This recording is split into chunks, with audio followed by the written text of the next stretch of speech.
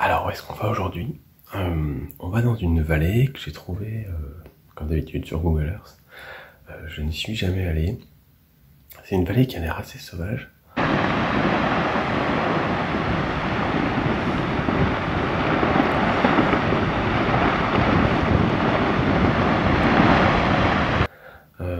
On a de la chance parce qu'il a neigé normalement hier et avant-hier à ces altitudes-là. Donc j'espère avoir de la neige fraîche près de la rivière. Il y a normalement des cascades aussi par là. Et je ne sais rien de plus en fait. Donc le but c'est de partir en raquette et j'espère trouver des beaux paysages de neige vierge, mais peut-être que je trouverai quelque chose de complètement différent. Et on s'adaptera là-bas. Et puis voilà, on va voir ce que ça donne.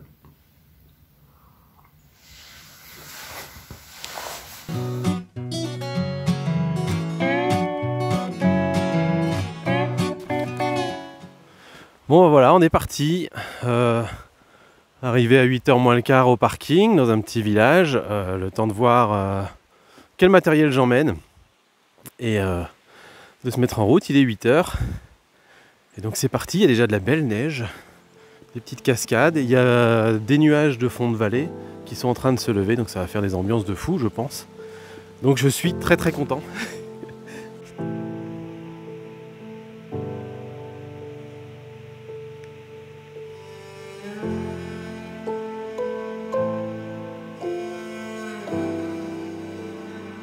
Bon, je m'arrête juste quelques secondes devant cette scène magnifique.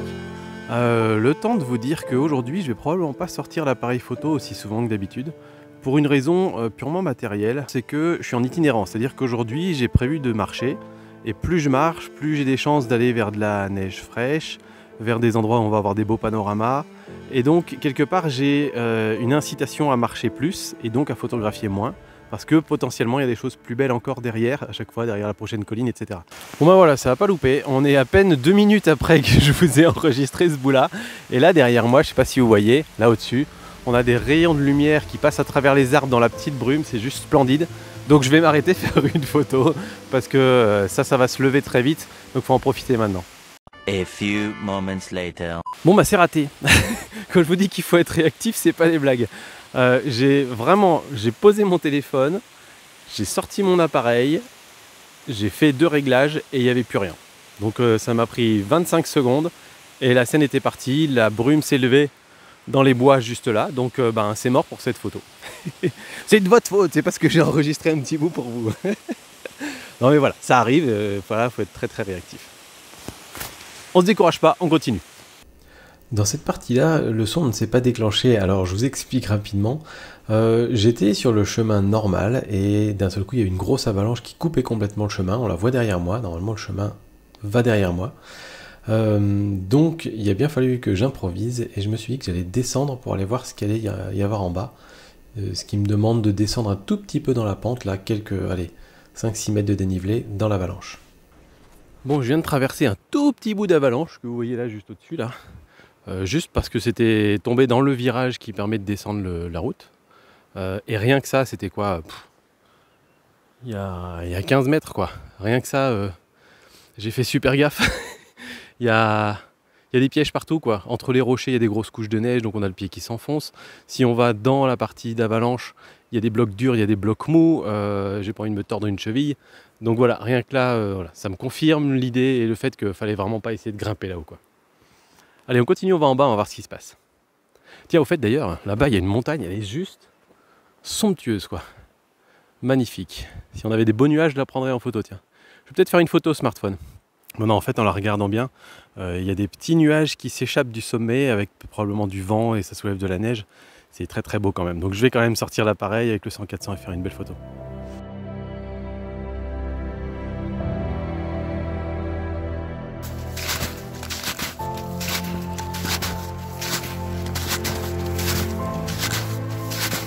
Yes! Yes, yes! Il y a un pont! Il y a un pont là-bas. Je vais pouvoir passer au-dessus de la rivière et continuer à grimper de l'autre côté. Ouais, c'est peut-être un détail pour vous, mais pour moi, ça veut dire beaucoup. Ça veut dire que je me tape pas 3/4 d'heure de remontée, ça veut dire que je dois pas renoncer à mes plans et peut-être me dire, allez, je vais dans une autre vallée. Donc c'est cool et on va pouvoir continuer ensemble. Go, go, go, go! Alors pour pas vous mentir, c'est un peu le genre de scène que j'étais venu rechercher une rivière avec de la neige fraîche par-dessus pour aller faire vraiment des belles photos. Voilà, de peut-être pose longue ou pas, j'en sais rien. Mais vraiment avec de la belle neige toute fraîche. Malheureusement, elle n'est pas si fraîche que ça. J'ai l'impression qu'il n'a pas neigé hier, malheureusement, ni avant-hier. Donc j'espère qu'il a neigé un peu plus haut. On va voir en montant. Je sais qu'il a neigé dans les Alpes, mais peut-être pas dans cette vallée. La rivière est belle, mais il n'y a pas assez de neige pour ce que je voulais. On n'a pas vraiment ce gros manteau duveteux. Donc on va continuer et monter un peu plus haut pour voir s'il n'y a pas d'autres opportunités comme ça. Bon alors, je ne sais pas si vous distinguez, là-bas, l'avalanche, c'est l'endroit où j'étais tout à l'heure. Donc je suis descendu tout en bas. Je suis remonté par là. Beau poteau électrique, merci.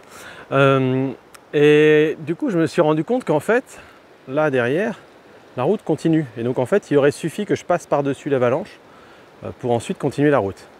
Mais attention, j'ai bien fait de ne pas continuer parce que si on continue la route, on voit qu'il y a une autre avalanche là. Il y en a une autre là. Et si on regarde là-bas, on voit que la route ici, tac, elle stoppe. Vu qu'il y a une énorme avalanche là, je ne sais même pas jusqu'où elle va. Et donc clairement ça passait pas et clairement c'est un chemin dangereux. Je crois que j'ai trouvé quelque chose qui me plaît. Non pas que je cherche une excuse pour m'arrêter parce que je transpire de chaud au soleil. Hein. Au contraire, avec une envie c'était de retourner à l'ombre. Mais là j'ai retrouvé une petite scène. Je vous la montre, elle est juste là, ici. Qui m'a l'air assez sympa, c'est petit, je ne m'attendais pas du tout à trouver ça sur le chemin, pour moi j'étais en mode allez je trace et on verra un peu plus haut s'il y a d'autres choses intéressantes. Mais là c'est vraiment une petite scène qui est très jolie, avec de la neige assez fraîche, quelques traces de patounes d'animaux, donc je pense qu'il y a probablement moyen de faire quelque chose, donc je vais m'arrêter là et faire quelques photos. Alors, la première chose que je fais dans ces circonstances là, je vais baisser encore un petit peu l'expo, voilà, c'est chercher une compo. Alors là je suis au 24 mm. Et j'ai jusqu'à 105. Là, je suis assez loin, je suis en hauteur. Si je me baisse, de loin, ça ne va pas le faire parce qu'on va perdre la courbe du petit ruisseau. Donc, de loin ici, je peux essayer de zoomer un petit peu. Faire ma mise au point. Et il y a des avalanches qui continuent de l'autre côté. C'est sympa, mais je pense qu'on a intérêt à se rapprocher plus pour avoir un peu plus de perspective. C'est pas le genre de sujet qui gagne à être zoomé, à mon avis. Pourquoi je regarde les plans de loin d'abord? Tout simplement parce que comme on est dans la neige, si je marche, je vais mettre mes traces. Et si ensuite je veux reculer et faire un plan large, c'est trop tard, j'aurai mes traces dedans. Donc maintenant que je sais que je ne veux pas faire de photos ici, je me rapproche. Alors là ici c'est un petit peu plus intéressant. Je vois que les petites patounes ici, elles courent aussi le long là sur le côté, ce qui est plutôt sympa. Donc je pourrais peut-être avoir intérêt à me décaler un peu sur la droite pour venir recréer cette courbe un petit peu, ça peut être pas mal. À voir, là je suis toujours à 24 mm, si je zoome, c'est pas mal intéressant. J'aime bien ce qu'il y a là-bas aussi. Vous voyez là-bas cette petite scène là, juste avec les lumières et les ombres, le petit paquet de neige dans la rivière, ça c'est plutôt sympa. Donc j'aimerais bien l'avoir dans ma photo et pas l'avoir trop petit. Si je prends ma photo comme ça, c'est trop petit.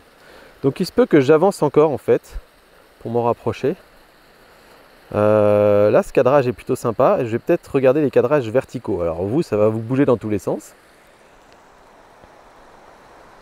Voilà, en cadrage vertical, j'ai quelque chose de plutôt chouette en fait quand je suis là. Vous voyez, on a les petites patounes et la trajectoire qui partent du coin en bas à droite. Et ensuite on remonte vers ce petit coin qui me plaisait beaucoup. Donc là il y a quelque chose de sympa. Je vais encore essayer, voilà, là ça peut valoir le coup d'essayer de se baisser pour voir ce que ça apporte, est-ce qu'il n'y a pas des éléments qui vont se superposer les uns sur les autres, là-bas par exemple notamment, là-bas derrière, ça commence à se superposer si je me baisse trop, vous voyez, donc c'est peut-être pas terrible, j'aime bien quand ça se détache un petit peu. Est-ce que si je me déplace un peu sur la droite, alors quand je me déplace sur la droite, la difficulté c'est que je perds un petit peu la courbe en fait, quoi qu'on l'a encore un peu, mais on l'a un peu plus ici en fait, ça me plaisait plus ici. Donc je vais essayer en me rapprochant un peu plus grand angle, en reculant, en zoomant un peu plus, comme je suis là. Et puis je vais faire quelques photos et je vous montre ça. Bon j'ai fait une photo verticale qui me plaît même beaucoup. Donc pour moi ça vaut le coup de sortir le trépied et de vraiment plus faire attention aux paramètres, mettre les bons ISO. Alors je crois que j'ai déjà ISO 100 parce qu'avec la lumière et la neige, il y a suffisamment de lumière. Mais peut-être que j'aurais besoin de faire un bracketing, peut-être que ça pourrait être intéressant de placer un filtre. Enfin voilà, je vais bien travailler ma photo maintenant que j'ai une compo qui me plaît. Donc vous voyez, je fais les choses en 2 temps. Si jamais j'avais pas trouvé cette composition qui me plaisait, j'aurais remballé et je serais parti plus loin. Là j'ai une compo qui me plaît, donc là je pose mon sac, enfin il était déjà posé, mais je pose le trépied, je sors les filtres, je vais faire des tests, je vais essayer différents temps de pause, je vais essayer ensuite différents cadrages toujours dans la même idée. C'est-à-dire que là je suis à peu près à, je crois que je suis au 24 mm f4. Je vais ensuite me rapprocher petit à petit en mettant mon grand angle et en passant peut-être à f2.8. Donc voilà, je vais tester différentes choses parce que j'ai une photo qui me plaît, donc c'est le moment de la raffiner et d'aller jusqu'au bout du truc pour avoir la photo qui me plaît le plus possible. Donc c'est là que je vais passer du temps.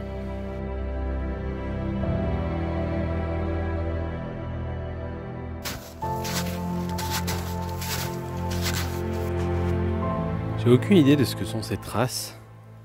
Alors mon imaginaire débordant s'imagine forcément que ce sont des traces de loup, mais c'est probablement peut-être juste un renard. Ça a l'air d'être plutôt canin quand même, hein, quand on voit les traces. Si je vous montre de près, là on en a une belle ici. Vous voyez un peu le genre de traces là? Et puis j'ai l'impression que l'animal est venu pisser un coup sur le côté là en plus. Donc voilà, ça me fait penser à des habitudes un peu canines. Voilà, si quelqu'un sait, ça m'intéresse de savoir en commentaire. Il y a une avalanche qui vient de se produire là-bas. Une sacrée belle coulée. Ça fait du bruit hein, dans la vallée. Bon, définitivement, j'ai bien fait de ne pas aller de l'autre côté, sur l'autre flanc de la montagne. Bon, je comptais prendre ce chemin là qui monte derrière, mais ce que je vois là, moi, c'est une pente où il y a déjà eu des avalanches. Alors des avalanches de pierre, certes, a priori, mais petite avalanche de neige aussi. Je pensais être protégé de ce côté-là. Et là, j'arrive sur une section qui est vraiment exposée. Aujourd'hui, il fait doux. Donc c'est propice aux avalanches. J'en ai vu une se produire là-bas. J'en ai entendu une autre beaucoup plus grosse après. Donc je ne vais pas prendre le risque.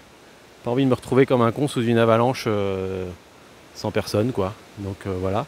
Donc ce que je vais faire, c'est que je vais aller en face. Je repasse de l'autre côté parce que là, il y a un petit pont. Et je vais avancer un petit peu. Là-bas, il y a une zone qui a l'air beaucoup plus safe. Donc je vais avancer un petit peu le long de cette zone.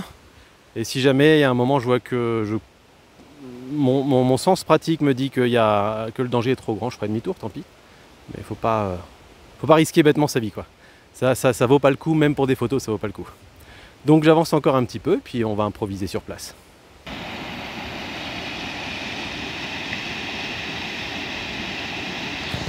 Voilà le premier essai de photo que j'ai tenté.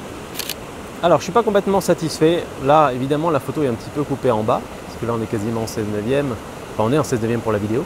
Mais sur la photo que je vous montre, en dessous là, en dessous du rocher qui est en bas, ça crée une espèce de courbe qui peut être jolie parfois, mais là ici je trouve que ça dénature un petit peu le reste du mouvement, ça complexifie la photo pour rien.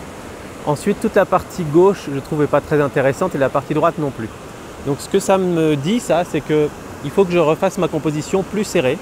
Et finalement, je voulais intégrer des éléments. En fait, l'idée de départ ici, c'était de garder le rocher qu'il y a là au-dessus en entier dans la photo.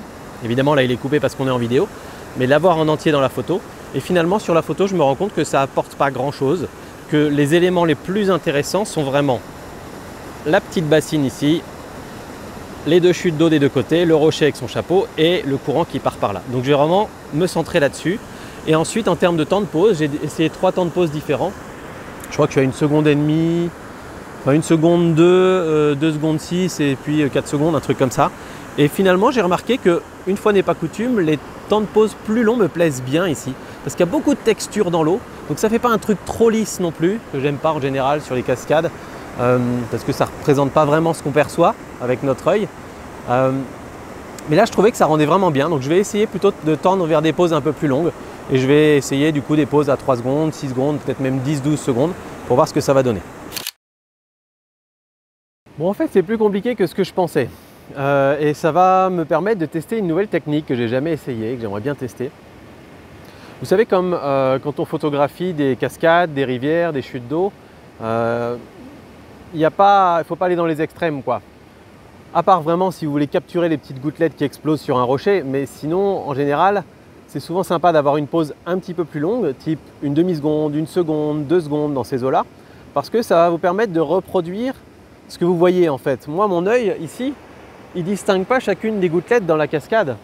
c'est un peu lissé d'une certaine manière, parce que mon œil n'est pas capable de prendre des clichés à 1/2 millième de seconde. Donc en fait, l'idée, c'est d'essayer de reproduire cette idée de mouvement-là. Oui, sauf que, là, dans la scène, on a plusieurs éléments. On a la petite bassine en haut, on a les cascades, et après, on a le cours d'eau en dessous. Et le cours d'eau en dessous, il va beaucoup moins vite. Et donc, en fait, ce que je vais essayer de faire, c'est de mélanger différents temps d'exposition. Parce que là, sur les photos que j'ai prises, par exemple, à 8 secondes, 10 secondes, je suis assez content de ce que j'obtiens sur le premier plan. Par contre, à 8 secondes ou même à 4 secondes, je trouve que la cascade est trop lisse. Et donc du coup, j'ai intérêt en fait à prendre plusieurs photos, certaines avec un temps plus court, peut-être 1 seconde pour la cascade, et certaines avec un temps plus long, 8 ou 10 secondes pour le cours d'eau, peut-être en dessous et peut-être la bassine au-dessus. Donc c'est ce que je vais faire, je vais en prendre plusieurs pour tester ça. On se retrouve juste après dans Lightroom et Photoshop pour retoucher la photo et faire cet assemblage de temps de pause. Et juste avant d'y aller, parce que je sais que certains d'entre vous quittent la vidéo parce qu'ils n'ont pas envie de voir la retouche, et c'est leur droit, je voulais vous montrer quand même un petit teaser de ce qui vous attend dans la partie 2 de cette sortie dans la vallée des avalanches. Là, le signal, il est clair. Parce que si je déclenche l'avalanche, je me fais embarquer avec. Je pense clairement que c'est le moment de ne plus faire le malin. Nous voilà maintenant dans Lightroom où je vais vous montrer très rapidement ce que j'ai fait comme retouche sur cette photo, mais on va surtout aller dans Photoshop après pour faire notre assemblage. La photo de départ était comme ça. Vous avez vu, j'ai fait un léger recadrage pour enlever un petit peu ce qu'il y avait à gauche. Ça a été très très contrasté évidemment, avec la neige, la lumière très dure du soleil de midi, et puis des roches bien noires. Donc le but de ma retouche a été vraiment d'essayer de pas de désaturer, mais de décontraster un petit peu tout ça. Tout en préservant des vraies ombres et des vraies hautes lumières, hein. Le but n'est pas non plus de faire un HDR ou de faire un truc sans aucun contraste, et de simplifier un petit peu la scène. Mais donc voilà à peu près ce que j'ai réalisé, hein. J'ai augmenté l'expo, baissé les hautes lumières évidemment pour retrouver un peu de détails, puis c'est vraiment mineur, hein, les ombres, les blancs, les noirs. J'ai un petit peu baissé la correction du voile, mais rajouté un petit voile en fait, ce qui n'est pas choquant quand on a de l'eau, et ça donne un petit côté un petit peu vaporeux, on va dire justement, à cette eau, ce qui passe plutôt bien. Voilà, donc maintenant ce qu'on va faire, c'est qu'on va ouvrir nos différentes poses. Donc ça y est, toutes nos photos se sont ouvertes en tant que calque, on va les renommer pour s'y retrouver. Donc celle-là, c'était la pose de 4 secondes.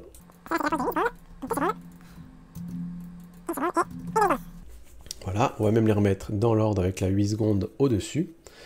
Et puis là, le but, c'est d'essayer de voir justement qu'est-ce qui me plaît le plus sur chacune de ces photos en termes de temps de pause. Sur chaque partie de la photo en termes de temps de pause. Donc la bassine, comme vous voulez, comme ce que j'appelle ici au-dessus, la bassine, le petit bassin au-dessus. Là, on a la pose de 8 secondes, la pose de 4, la pose de 2. Vous voyez, moi déjà, ça me plaît moins. La pose de 8 secondes me plaisait bien, elle est suffisamment lissée, ça me plaît bien, donc je pense qu'on va la garder là. Ce qu'on va faire, ce que je vous propose de faire, c'est qu'on fasse des petits masques de réglage, comme ça. Et par défaut, en fait, on va les mettre en... Là, on les a en blanc, tous. Mais là, sur celui-là, ce qu'on va faire, c'est que, en gros, moi je dis la bassine m'intéresse, mais je regarde tout le reste. Et pour tout le reste, a priori, un temps de pause plus court me plaît plus. À part peut-être ici, il y a une petite zone là, à l'ombre du rocher, qui me plaît bien. Je vais regarder les autres. Ouais, je pense que je préfère l'avoir bien lissé, parce que le reste va être un petit peu plus lissé autour. Donc je pense que ça, je préférais l'avoir ici aussi. Mais en dehors de ces deux parties-là, pour tout le reste, je préfère avoir d'autres choses. Donc ce qu'on va faire, c'est qu'on va le passer en noir. Tac, donc j'ai bien sélectionné, je le passe en noir, ce qui veut dire que du coup, il n'y a rien qui est appliqué ici. Je peux le mettre, l'enlever, ça ne fait rien. Et quand je vais venir peindre en blanc par-dessus, je vais venir choisir justement les parties que je veux garder avec la pose de 8 secondes. Donc là, ça, je veux ma pose de 8 secondes sur cette partie-là. Tac. Hop, et je voulais un petit peu aussi ici, on va baisser un peu. Voilà, en gros quelque chose comme ça. Donc là maintenant, si je fais avant-après, il y a juste cette partie-là, pour laquelle je vais avoir systématiquement ma pause de 8 secondes en premier. Tout le reste, tu vois, j'enlève, mais j'ai toujours mes trucs de 8 secondes qui s'appliquent. Tiens, je vois d'ailleurs qu'il me manque un petit peu là-haut. Voilà. Donc ensuite, on passe sur la pause de 4 secondes. Sur la pause de 4 secondes, je vais regarder la petite cascade là-bas, la cascade ici, la cascade ici, le premier plan à gauche et le premier plan à droite. J'aime beaucoup le dessin que fait l'eau ici, donc je pense que je vais choisir ça. Donc plutôt la pause de 2 secondes. Là, clairement, je préfère une pause plus courte. Là-bas, je sais pas. Si, c'est pas mal. Je préfère une pause même de 1. La pause de 1 seconde est bien là. Ça fait plein de petits bourrelets. Donc pour l'instant, la pause de 4 secondes, elle me plaît en rien en fait. Donc je pense qu'on va même pas l'utiliser en fait. Elle me plaît en rien. Donc, tac, tac. J'aurais pu la laisser en invisible, mais j'ai envie d'appliquer la même chose pour chacune des images. Donc ensuite, on est sur la pause de 2 secondes. Sur la pause de 2 secondes, si je l'enlève, donc je vois que je préfère ça. Mais j'aime pas mal le mouvement qu'il y a là. 1 seconde, 1 demi-seconde, ça me plaît moins. Le mouvement devant, là. Ici, il est juste lissé comme il faut. Là, ça fait trop de détails, trop d'informations. En fait, la réalité, c'est que nos yeux se focalisent sur cette zone-là. Mais quand on se focalise sur cette zone-là, on ne voit pas un truc tout lisse, mais on ne voit pas non plus tous les mouvements, tous les micro-mouvements. Donc ce qu'il faut, c'est essayer de représenter ici ce que nos yeux voient. Et comme nos yeux ne sont pas focalisés sur ce qu'il y a autour, logiquement, notre cerveau va le lisser, même si la vitesse de l'eau est moins importante. Et donc normalement, on devrait voir plus de détails si on se mettait à fixer ce point-là. En réalité, comme on ne le fixe pas, c'est relativement lisse. Donc je cherche un petit peu des temps de pause qui donnent cet effet un petit peu lissé, comme ce que j'ai vu en périphérie en fait ce jour-là. Donc, ouais, j'aime bien celui de 2 secondes ici devant. Donc il faut que je vois jusqu'où je remonte. Là, en 1 seconde, c'est plutôt pas mal. Donc je vais remonter peut-être jusque là. Et de l'autre côté, jusque là. Vraiment le bas là, en fait. Vraiment le bas en bas à droite.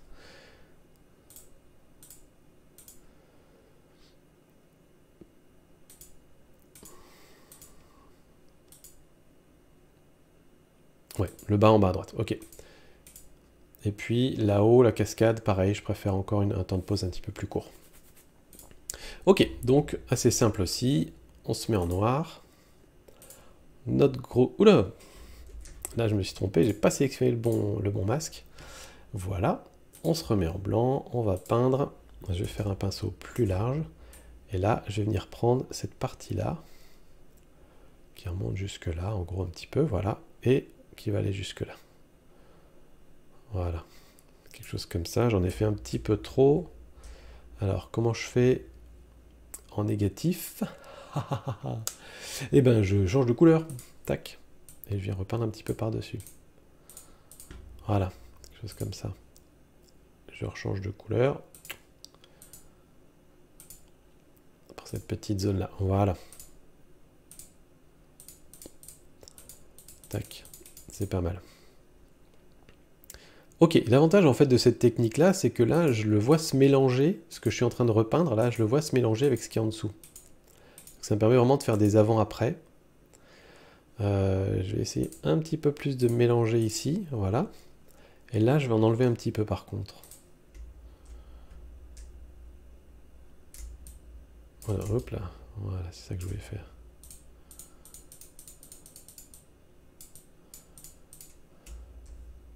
Ah non, mais je suis sur du gris, là, ça va pas. Mais ça ne va pas, ça. Hein. Voilà, quelque chose comme ça. Ok, donc on a fait pour la version 2 secondes. Ensuite, pour la version 1 seconde. Entre 1 seconde et 1 demi-seconde. Par exemple, ici, 1 demi-seconde, c'est trop peu. Ça fait vraiment trop de trucs qui volent dans tous les sens. En plus, il y a des petites branches. Donc je vais préférer la version 1 seconde ici. Par contre, là-bas, je crois que je vais faire celle de 1 demi-seconde qui vient sauter un petit peu partout. Et ici, devant, j'aime bien celle de 1 seconde. Et pour la cascade au fond, là-bas, je pense qu'1 seconde, c'est bien pour que ça tire pas trop l'œil.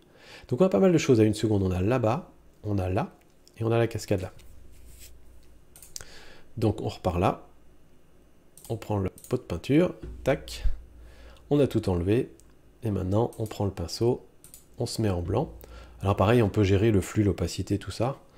Je devrais peut-être d'ailleurs, si je faisais ça bien, je pense que je devrais gérer le flux, peut-être être un petit peu moins. Comme ça, je peux repasser plusieurs fois pour affiner.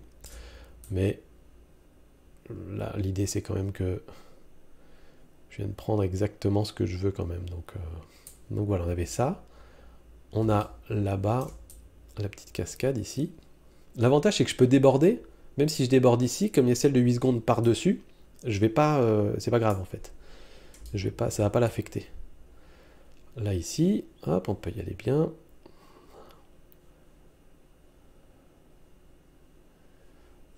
Tac. Voilà. Donc je pense qu'on est bon ici, on a tout fait. Et puis maintenant, pour le 1 demi-seconde, et bien donc du coup, oula, pardon. Qu'est-ce que je fais là?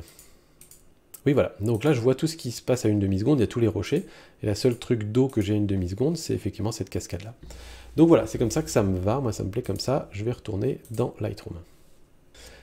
Et voilà, on est revenu sous Lightroom. Je vais peut-être refaire quelques petites modifications, peut-être changer un petit peu la saturation pour ramener un petit peu de couleur dans ces bassins là. Même peut-être y aller franchement, parce qu'il n'y a pas grand-chose qui ressort. Bon voilà, je vais peut-être refaire quelques petites modifications.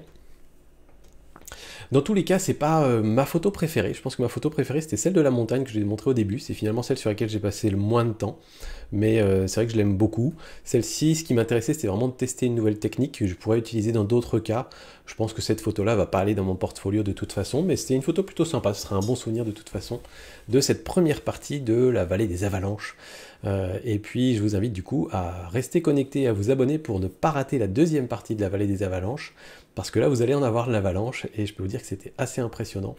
Donc ratez surtout pas cette deuxième partie du quart d'heure photo. Et en attendant, moi je vous mets plein d'autres quarts d'heure photo à les regarder juste là, si vous voulez. Dans les bois, dans plein de sortes de paysages, à la montagne, etc. Il y en a pour tout le monde, et ça fait du bien de sortir un petit peu dans ces périodes de confinement. Voilà, je vous dis à très bientôt. Salut les photographes!